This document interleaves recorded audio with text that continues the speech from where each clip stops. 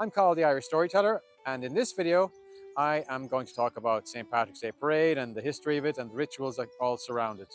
I'm in St. Patrick's Park and St. Patrick's Cathedral here in Dublin, and if you're interested in finding out more about St. Patrick himself, please have a look at my earlier video that tells the story of Patrick and who he was.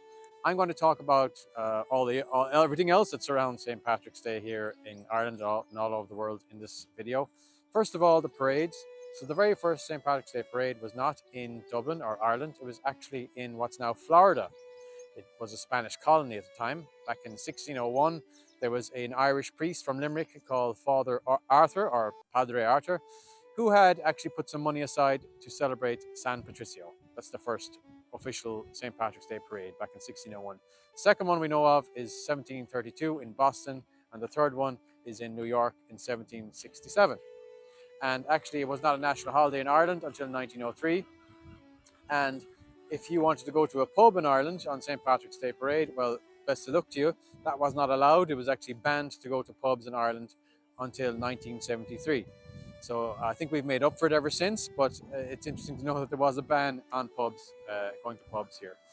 Normally what you would do on St. Patrick's Day would have been traditionally go to Mass, and you would come home and you might have a meal, and you couldn't it couldn't really have meat during Lent because St. Patrick's Day falls right in Lent, and you give up red meat. But on St. Patrick's Day, you could kind of relax those rules a bit because Patrick himself actually relaxed those rules. It said he ate meat during Lent, but he felt bad about it, so he covered it in water and it turned the meat into fish. It's called St. Patrick's fish.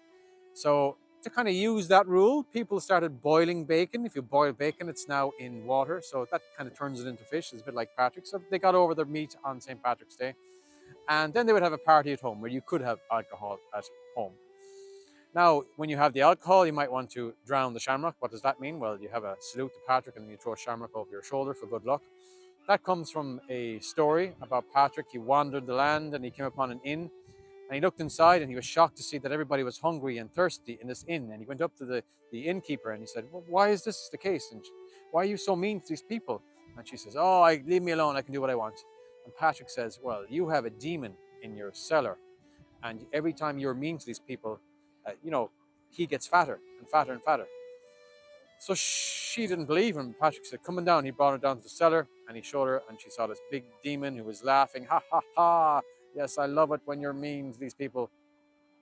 And Patrick says, if you want to get rid of him, you have to change your ways. So Patrick came back a couple of years later and he went into the inn and everybody was drinking whiskey and happy and eating, and she was smiling and happy. And he brought her down to the cellar again and he could see the demon was withering away. And when the demon saw Patrick, the demon just vanished into the earth. And Patrick says, from now on, I want everybody to toast me with a drink of whiskey. And that's drowning the shamrock. Please like and subscribe to this video, and if you have any comments, please leave them below as well.